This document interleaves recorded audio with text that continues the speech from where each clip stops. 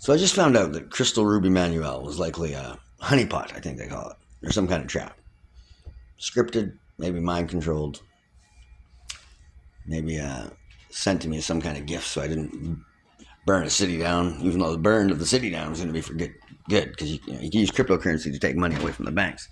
You can use selective use of fire to renew the properties that are running down and just falling apart. But when the whole country's falling apart, it's pretty shitty. I'm a Canadian.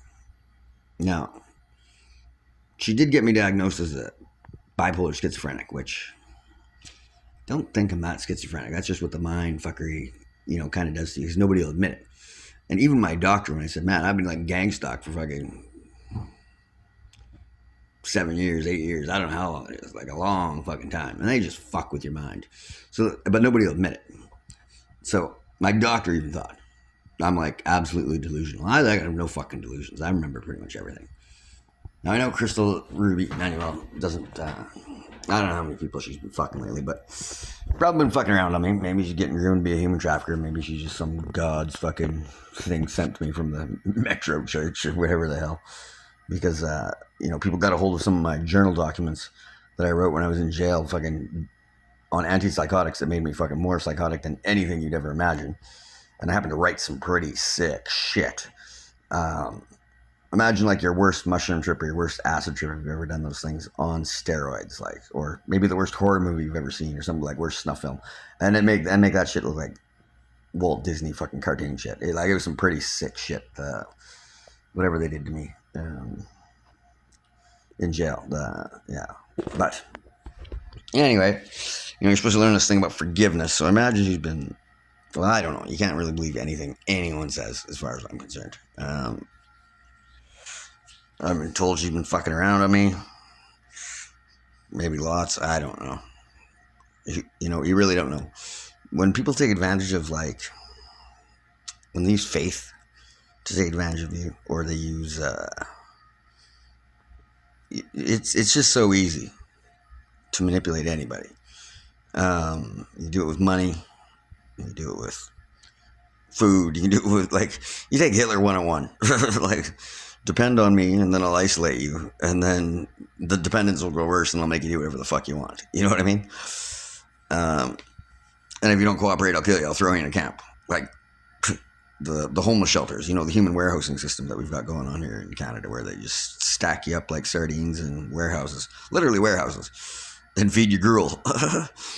The Kelowna Gospel Mission, and okay, they are doing their best. But when you look around the city in Kelowna and you see the amount of unused, heated, powered properties, it kind of makes you wonder what the fuck is the point of the human warehouse system.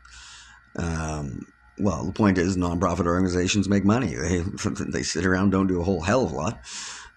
They provide basic needs and services, pretty fucking far away from like joy and abundance.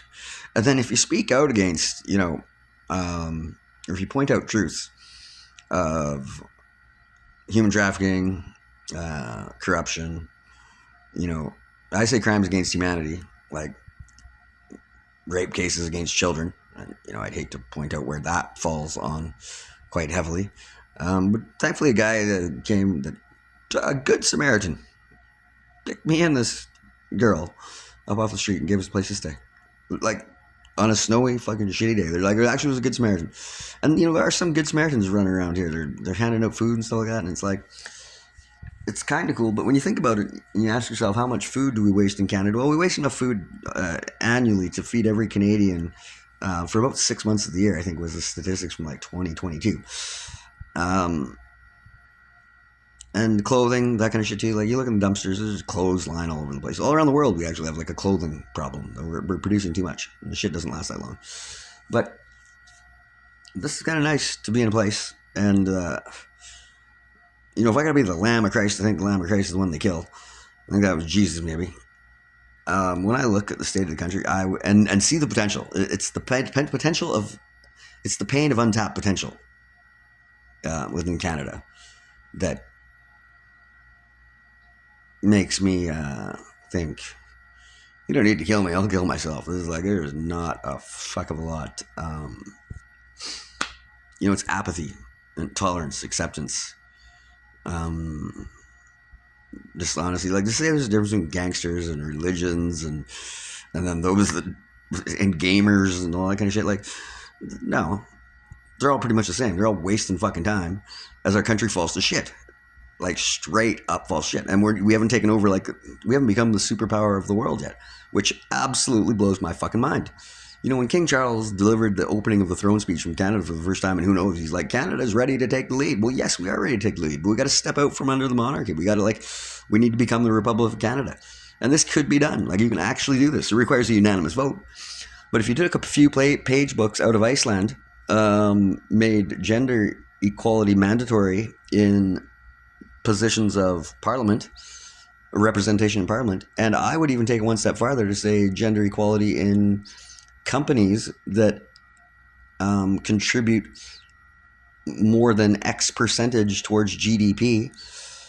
And then you don't just say gender equality as terms of representation, you would say gender equality pay. And Iceland actually just changed that not too long ago too. And I did meet a guy from Iceland the other day, one of the original creep catchers from Calgary, like a wicked dude. And if Canada did something like this and became like a sovereign state, kind of like the Vatican, why could we not become not only the world superpower, but also the financial megacenter of the world, the tax safe haven for everybody? Like, this is so flippin' easy. It could be done like instantaneously, and we could, well, we're pretty lazy people in Canada. We're not overtly educated. We're not quite as uneducated as the United States, but we're our education system pretty flippin' weak. And then we got we do have some religious lunacy going on. I saw this young kid, I think he's 21 or something like that. He's decided to be homeless, and the only thing he carries around in his pocket is the Bible. And I'm like, great, right on you, it's cool. But I'm not sure what they say in the Bible about cell phones, or like something like SimJack or something like that, where they clone your shit. I can't capture that. I don't know. I've never read the whole thing, but it seems like there might be some gaps missing. I don't know.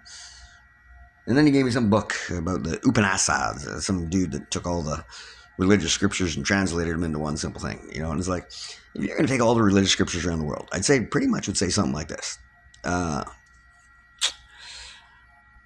Live your day with an intention and admit there's a higher power. And when you act with intention, reflect upon, maybe at the end of the day, pick 2 or 3 of those intentions that you succeeded and reflect upon whether they had a positive, real or nominal, perceived or actual effect on those that your actions impacted. Now, you're never going to be able to go through life and make all of your actions impact everybody positively all the time. But at the end of each week, maybe pick 2 or 3 of those days and say, okay, I did this that day, and it might have negatively impacted some of these people. So if you are put in the position in the future, you could to do that same activity, you would probably try to adjust your activity so that it negatively impacted less people. Now, if you could get towards the end of your days where all of your activities in every week were not negatively impacting anyone, and this could be actively or passively. So like when you have like empty buildings in a city where homelessness is rampant, that's a negative impact, especially when they're heated, like, furnished, powered, and it's cold out. That's a passive negative effect, because waste should be something that we concern ourselves with. Judgment should be something that, righteousness should be something that, when you look down on people. The healthcare system that, like, literally tried to force me to take these flipping pills, and then I got my class 1 license taken away because I was honest to a doctor. Hey, yes, I've used drugs in the past. I quit doing them now, but no, can't do it now. So they took my class 1 away, and really, I'm not in the mood for driving anymore. Anyway, I got faith in the higher power, and if I got to be the Lamb of Christ, I had lamb last night actually. There's a Bible in this place too. So if I got to be the lamb, I am like to the point where I can die happily. Because my potential, this is one of the other greatest crimes against humanity, is when your potential is limited by yourself, when you don't operate to your full potential. Now, I know what I'm capable of. And it is things that there are very few people in this world that are capable of. I've had the Rockefeller Foundation and Mr. Beast basically copy some of the frameworks and models that I've been designing on the last couple times, but without support, without a team, without a family, like you're gonna get pretty much nothing done. And then there's people who think life is a game, the gamification of life. Like it's a game for life or death. That's it. There's life, there's death. If that's the only game you're thinking of, that's probably the way it is. I prefer to think of life as like a movie, more like pay it forward. Do a little good, maybe more good will come back to you.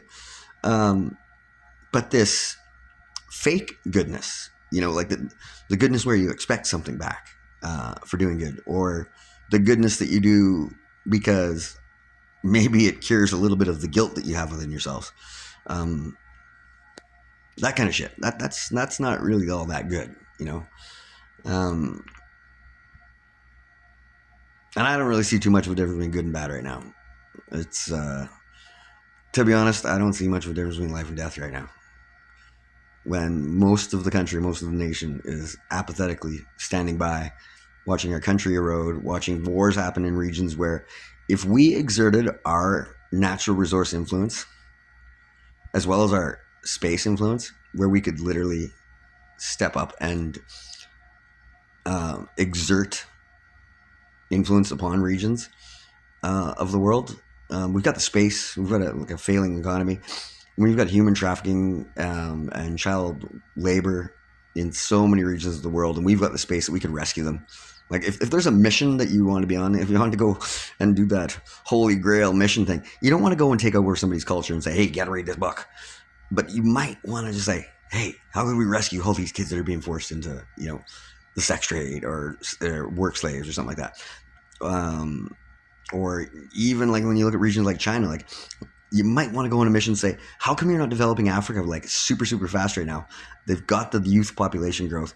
You are killing the fucking planet rampantly.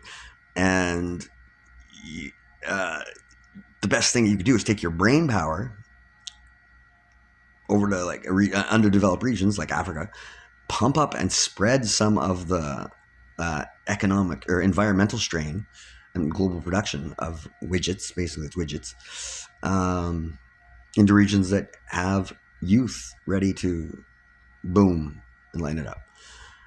Or you could go and, make me look like I'm a schizophrenic because I see potential that is, beyond the comprehension of most of your politicians, most of your business leaders, most of everybody, and even most of the, the religious lunatics that are out there that are running the world. Like there's still wars that are going on over religion.